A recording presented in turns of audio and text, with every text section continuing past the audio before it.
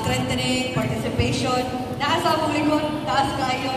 Strengthening the participation and accountability of civil society organizations and accountability engagement to national and subnational agencies.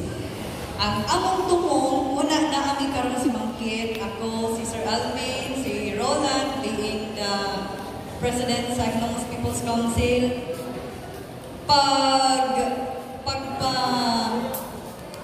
Bisaya sa strengthen. Pagpalig-on. Lig-on.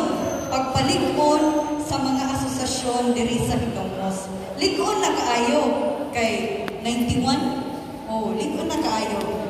Support kaayo ang atong mayor. And in a short notice, naningkamot si Mayor nga rin. Tungod kay ang busis sa asosasyon signifies nga busis sa komunidad. Diba? Agree mo? Agree. Diba? Kay kamong mga president sa asosasyon nga naadiri, lain-lain ba yan? Na ay farmers, na ay cooperative, na ay katong mga tricycle, na ay putput, lain-lain, na ay women's. So, ang report, giingon ani na mo, aron magkuha na mo ang pulso niya i-present ni Mayor.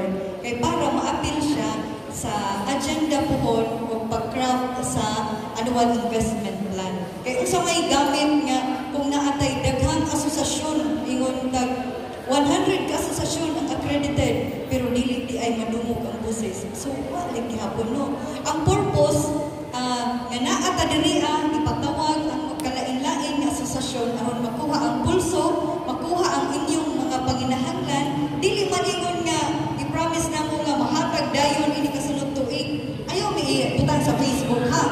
Kasi wala bay lain.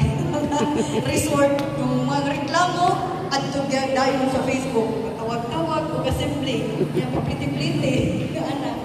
Kami naningkamot sa among bahin headed by our mayor nga madungog ang inyong mga panginahanglan. Kadili man kaya sa munisipyo nga ihatag tanan ang inyong mga priority PPAs, pero at least makita na mo. Kung unsa may mabuhat sa PESO, nila Sir Jeep, sa DOLE, sa MSWD, sa DA, ni Ma'am Elma, kung unsay makatag, ano ay adtuman sa lain, yung ka mo may registered. Diba? Angat ka? Hello, Mosnon? Para magkauli-on na gano'n. So, maura to'y ako. Daghang salamat sa inyong panahon o maayong hapon.